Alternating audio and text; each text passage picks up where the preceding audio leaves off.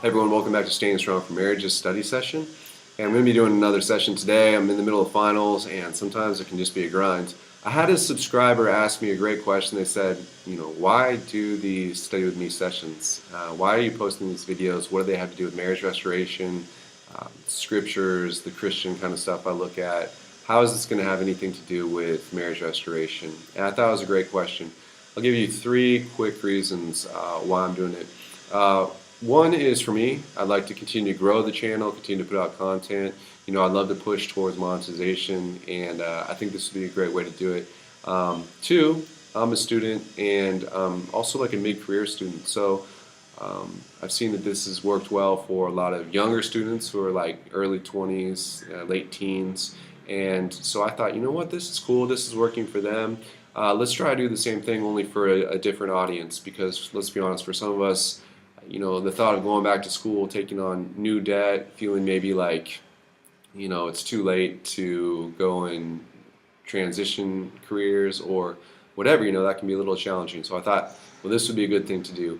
Number three, I got to thinking a little bit about all of the extra expenses and costs that come with the breakup of a family and a divorce. So I just quickly just think about them. I mean, you have court costs. You may have counseling in order to recover.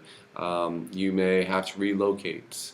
You may have to, when you relocate, switch jobs and be out of work for a while. You may have not been working as you're married and now you're forced to go back into the workforce. You may have child support or alimony payments.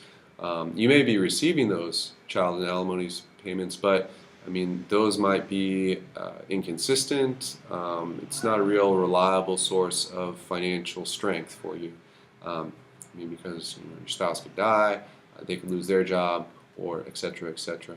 You may have to get second sets of everything for the kids as they're going back and forth, and it can just, the list can go on and on. So, one thing I thought on top of those is you also have this situation where maybe even if you have shared custody, you're not going to have as much on your plate each night after work. So what are you going to do with that time?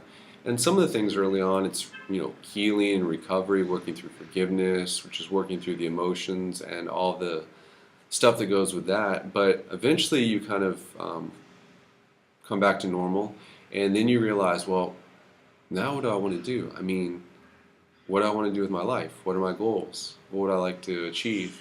And I think this is a cool part where further education, upgrading your skill set can really come in, and it's a great option.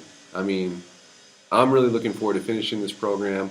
I'll hopefully be done in a few weeks, and then, I mean, I'm just looking forward to reaping the benefits. So I'm just putting that out there as an idea for people that, hey, this is maybe a great kind of surprise blessing that you weren't expecting, and being able to use that time for your advantage could be used really wisely in an educational setting. So that's all I have for you guys. If you'd like to join me for this Study With Me session, you're more than welcome. If this isn't your thing and you're just scratching your head trying to figure out why is this on this channel, well, that's kind of what I'm thinking. So that's all, you guys. Hope all goes well. We'll talk to you in the future.